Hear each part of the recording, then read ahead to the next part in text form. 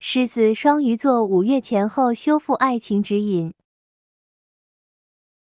狮子真的没输啊，我们是没有爱错的。我其实还是坚持我之前的这个观点，就是我们狮子碰到的这个人，真的就是万中无一的这样一个人啊。对于狮子来说，遇见就是最大的一个幸运了。所以，我们狮子到这边真的也是一头就这么扎进去了啊，就像这边这个倒吊人一样，把自己直接就给吊起来了啊，连犹豫都没有。我就是愿意呢为你去付出啊，我就是想要把我自己的这个身家全部都吊在你身上。所以，其实能够被我们狮子这么喜欢的一个人，你说他到底有多值得，对不对？他到底有多优秀？我觉得对方他确实是那种就是非常吸引我们狮子的一个类型的啊，比如说这个外形也好，或者说气质也好，包括说一个性格方面啊，他真的就是一个人中龙凤的感觉啊。当然，这样的一个人他也会有一个问题，那就是他的一个选择其实是很多的，因为他很优秀嘛啊。那尤其是感情方面的选择，可能追求他的人，这里面也有这个条件非常好的那种，或者说各方面其实都是有可能会比我们狮子要更加优秀的那种，也会有存在。所以对方他心里面其实是有迟疑的，当然并。